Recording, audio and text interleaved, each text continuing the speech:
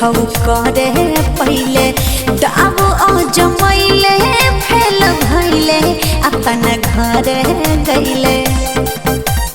ए बाबू सुना ढेर जान आइले गईले नहीं कुछौ करे पहले दाव जमैले फेल भैले अपन घर गईले। केहू छुलस ना डेंजर सामान के। हाथी चले बाजार तो कुत्ता भों भों करता है, सटने से भी डरता है फिर भी पीछा करता है। बबी हो घर बोला बू गवई बूट अपना जान के, गरम खून बबुआन के ना। अच्छा। केहू सोझाना ही चलेला सीना तान के, गरम खून बबुआन के ना। ई बात बका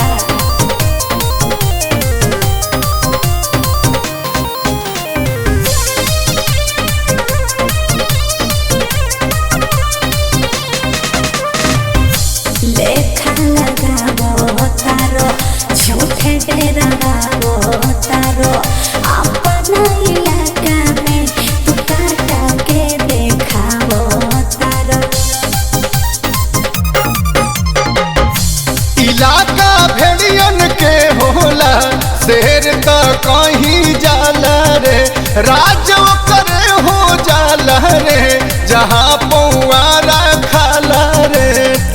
देखा सपना तू चोदर तान के। बक बक बोला तारू लागता कुछ बाकी बा, प्रेम में से मान जा तू एही में चला की बा। दियो बारे वाला रही ना खानदान के, गरम खून बबुआन के ना। बबी हो घर बोला बू गवई बूट अपना जान के, गरम खून बबुआन के ना। चला है तो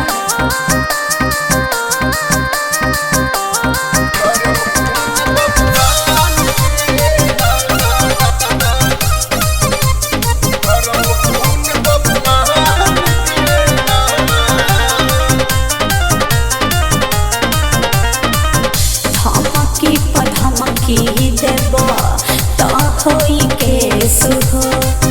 ऑर्डिनरी हमके ना बुझाएरी के सुहो।